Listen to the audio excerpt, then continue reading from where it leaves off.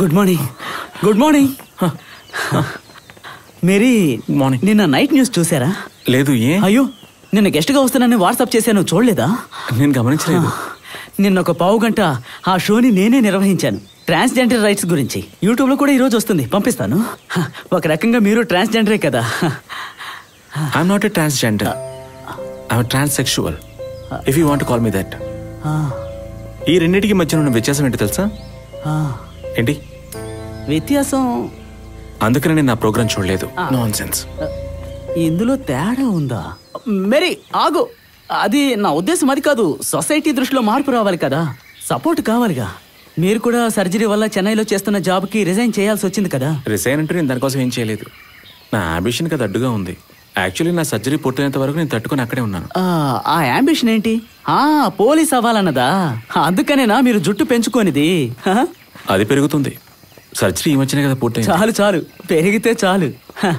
మీకు జుట్టు లేకపోయినా సో అట్రాక్టింగ్ మేరీ డార్లింగ్.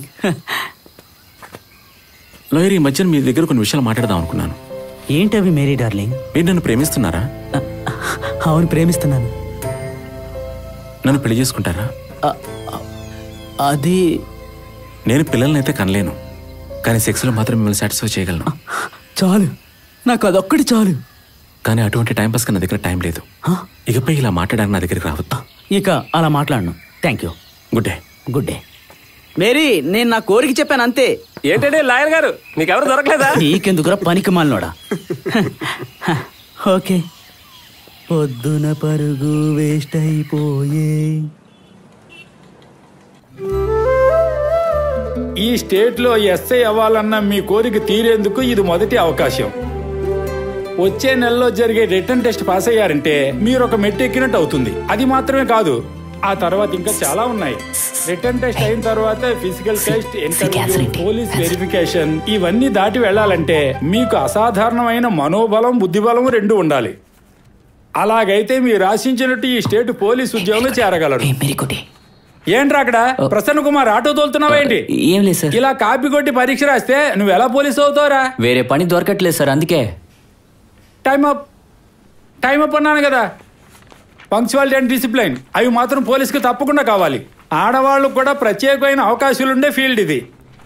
చాలా త్వరగా ఎస్ఐ నుండి సిఐగా ప్రమోషన్ దొరుకుతుంది. తర్వాత అలా డిఎస్పీ, ఏఎస్పీ అంటూ పైకి వెళ్ళిపోతుండొచ్చు. ఏదేమైనా ప్రాపర్ గా పోలీస్ స్టేషన్ లో లేడీస్ కి సెపరేట్ టాయిలెట్ లేదు సార్. ఓ, మేరీ గారు ఫెమినిస్టా? No sir, I'm humanist. Mary కుట్టికి సరిపోయే టాయిలెట్ ఈ జిల్లాలో ఎక్కడా ఉండదు. You shut up. మేరీ గారు, ముందు ఈ స్టేట్ పోలీస్ డిపార్ట్మెంట్ లో చేరండి. మీరు పోలీసు ఉద్యోగులు చేరిన తర్వాత ఆడాళ్ళకి ప్రత్యేకమైన టాయిలెట్లు కట్టించండి. మేరీ గారు, మీ మీద నాకు చాలా నమ్మకం ఉంది. ఈ బ్రిలియంట్ టీచర్ మీకు గుర్తుండిపోవాలి. Okay? I'll try my best, sir. Thank you. Copy కొట్టించాలి, ఇలా రా.